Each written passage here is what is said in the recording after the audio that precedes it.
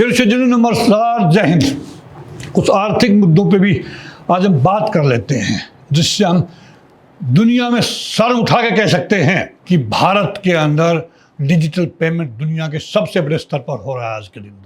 दोस्तों क्या आप बड़े व्यापारियों से यूपीआई का शुल्क लिया जाएगा? ये बहुत दिन अखबारों में सुना हुआ है, हमने लिखा हुआ आता है कि शायद इसके ऊपर 20,000 से ऊपर ज़्यादा, या कोई बोलता 2,000 से ऊपर ज़्यादा का पेमेंट होगा, उस पर पेमेंट लगेगा। लेकिन उसी के ऊपर आज दोस्तों हम क्लियर बात करेंगे ताकि लोगों का भ्रम दूर हो जाए। दोस्तों, आम आदमी पर क्या पड़ेगा इसका असर अगर ये लग जाता है तो?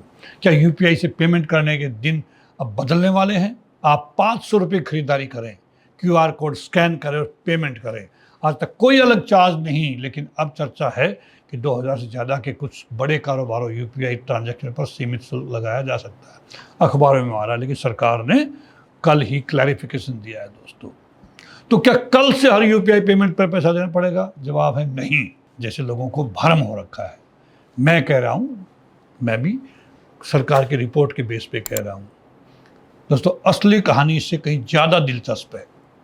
यूपीआई ने भारत में पेमेंट करने का तरीका ही बदल दिया है। दोस्तों, चाय की दुकान हो, सब्जी वाला हो, टैक्सी हो या बड़ा शॉपिंग मॉल हो, एक क्यूआर कोड और पेमेंट सेकंडों के अंदर। दोस्तों, सरकार के मुताबिक 2026 तक यूपीआई का इस्तेमाल करने वाले यूजर्स की संख्या करीब 55.5 करोड़ तक पहुंच चुकी होगी, पर लगभग 24,162 करोड़ ट्रांजैक्शन हुए हैं। दोस्तों, संख्या हमारी और ट्रांजैक्शन के आंकड़े ये अपने आप में एक बहुत मैसेज देते हैं दुनिया को। दोस्तों, यानी यूपीआई अब सिर्फ एक पेमेंट सिस्टम नहीं रहा, ये भारत की डिजिटल अर्थव्यवस्था का इंफ्रास्ट्रक्चर बन चुका है।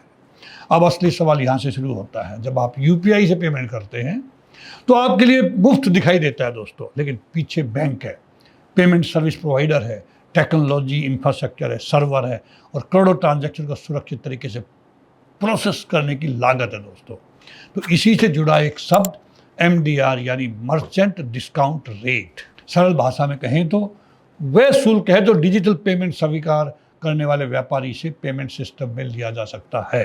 भारत में यूपीआई को तेजी से बढ़ने के लिए दोस्तों MDR का लंबे समय से शून्य रखा गया है। 2025 की सरकारी योजना में भी छोटे व्यापारियों के 2,000 तक के यूपीआई भुगतान पर 0 MDR रखा गया था। अब सरकार के स्तर पर जिस मॉडल की चर्चा हो रही है उसका फोकस बड़े व्यापारियों पर है, छोटों पे या आम नागरिक पे कोई असर नहीं पड़ेगा। दोस्तों, रिपोर्ट्स के अनुसार 2,000 से ऊपर के कुछ बड़े व्यापारी लेन देन पर 0.3% से 0.5% के आसपास MDR लगाने का विकल्प विचाराधीन है। छोटे कारोबारियों को इससे बाहर रखने की बात भी सामने आई है। दोस्तों, उदाहरण के लिए अगर 10,000 के किसी बड़े व्यापारी भुगतान पर 0.5% शुल्क लगता है तो शुल्क ₹50 होंगे। लेकिन ध्यान रखिए, ये ग्राहक से सीधे यूपीआई चार्ज लेने की बात नहीं है। MDR मुख्य रूप से मर्चेंट यानी व्यापारी पर लगाने वाला शुल्क है, और सरकार की हालिया स्थिति यह है कि आम यूजर के यूपीआई भुगतान को चार्जेबल बनाने का उद्देश्य उनका नहीं है। अब सवाल है, अगर व्यापारी पर शुल्क लगा तो क्या वह उसकी कीमत ग्राहक से वसूलेगा? यही असली बहस है। दोस्तों, अगर कोई बड़ा व्यापारी अपनी लागत बढ़ने के कारण सामान या सेवा की कीमत बढ़ाता है, अप्रत्यक्ष असर ग्राहक पर पड़ सकता है।